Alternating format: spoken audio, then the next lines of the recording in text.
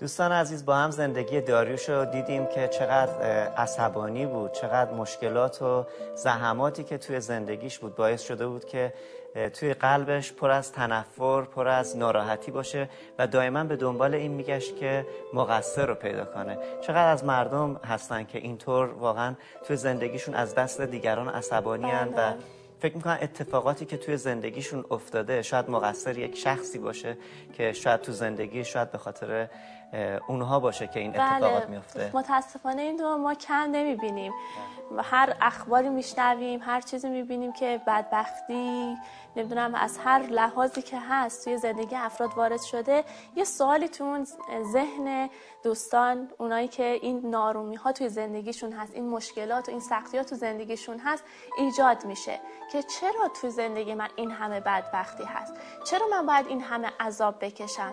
ولی خب متاسفانه خیلی هاشون هم به سمتی میرن که خداوند رو عامل همه این بدبختی ها میبینن تو زندگیشون. مثل داریوش که همینطور که زندگیشو دیدیم اونقدر ناراحت بود، اول میخواست که دیگران رو مقصر بدونه. شاید فکر میکرد که بعضی از افراد خانواده، شاید بعضی از کسایی که به هر حال اطرافشون بودن، شاید جامعه مقصر بود و اونقدر پیش میره تا اینکه به جایی میرسه که فکر میکنه که تمام این تقصیرها در واقع خدا هستش، که چون که خالق همه چیز هست، او هست که همه این در واقع تقصیرات رو گردن خدا میدونست. و همین موضوع هم باعث میشه که وقتی هر شخصی احساس کنه که خدا مقصر تمامی بدبختی هاش هست، اون نفرتی عمیق توی قلبش ایجاد میشه.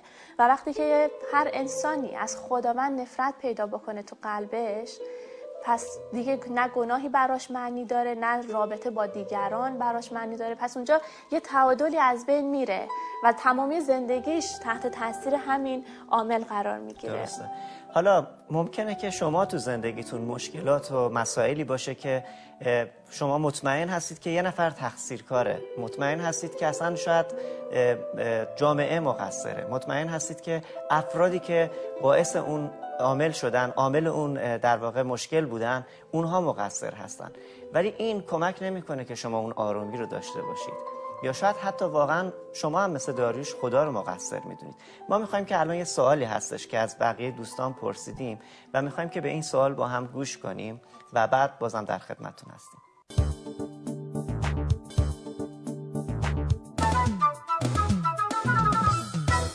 مسلما نه، برای اینکه خدا خالق نیکویی ها هستش و خب مشکلات بر اثر گناه و لعنتی که گناه آورد انسان درگیرش شد و خدا همیشه گفته، خود عیسی مسیح وقتی که روی زمین بود تمام کارهایی که انجام داد نیکویی بود، چون میخواست نشون بده که اگر گناه اومده لعنت جای این خوبی ها رو گرفته، ولی من اومدم دوباره این کار رو جبران کنم. و میبینیم که کار عیسی شفا بود، کار عیسی احیا بود، کار عیسی زنده کردن بود.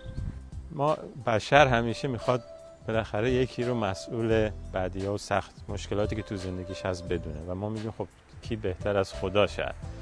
ولی خدا هیچ وقت، شخصا من فکر کنم خدا منبع برکت و خوشی و سلامتی برای ماست.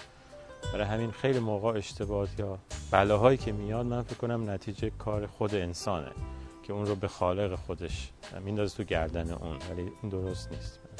در رابطه با این مشکلات و لعنت‌ها و اینکه خدا اونها رو ایجاد کرده و یا آفریده، باید بگم که متاسفانه خیلی ها این اعتقاد رو دارن، ولی در واقع کلام خدا همچین چیزی به ما نمیگه. خدای ما خدای پرمحبتی هستش که دوست داره با انسان رابطه داشته باشه و دوست داره با انسان زندگی بکنه. خب دوستان، نظر دیگر عزیزان رو هم با هم دیگه دیدیم و شنیدیم و متاسفانه دیدیم که خب خیلی اعتقاد دارن که هر بدبختی، هر عذابی، حتی بیماری هایی که توی زندگیشون هست عاملش خداست. اینطوری فکر میکنن. متاسفانه این فکر غلطه و خیلی از مردم متاسفانه اینطور فکر میکنن. بله، چون فکر میکنن اگه خداوند خالق همه چیزه، پس خداونده که بدبختی ها و مریضی ها و هر چیز منفی که تو زندگی هست، پس خداونده که اون رو خلق کرده. ولی خب عزیزان، یه موضوعی هست، انجیل این رو نمیگه، این خداوند رو به ما معرفی نمیکنه. من میتونم آیه رو براتون بخونم.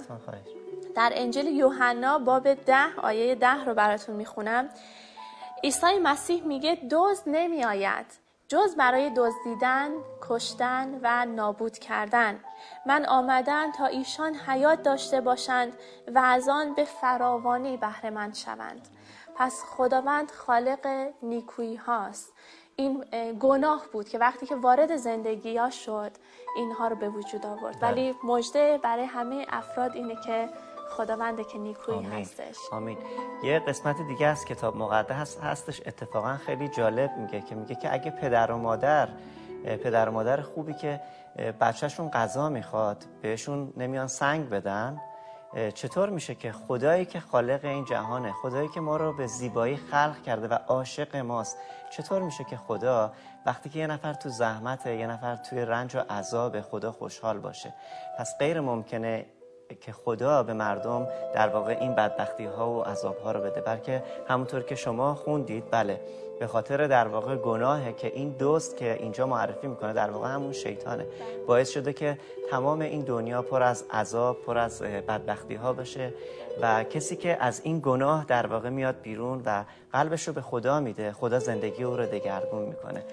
زندگی داریوش واقعا جالب بودش که داریوش این همه مشکلات و عذاب و بدبختی هایی که تو زندگیش به وجود اومده بود باعث شده بود که فکر کنه که تمام این تقصیرها بر گردن خداست. ولی خدا رو شکر که زندگی داریوش همونجا باقی نمیمونه، بلکه قسمتی هستش که ما میخوایم بریم الان به بقیه داستان داریوش گوش کنیم و بعد در خدمت شما خواهیم بود.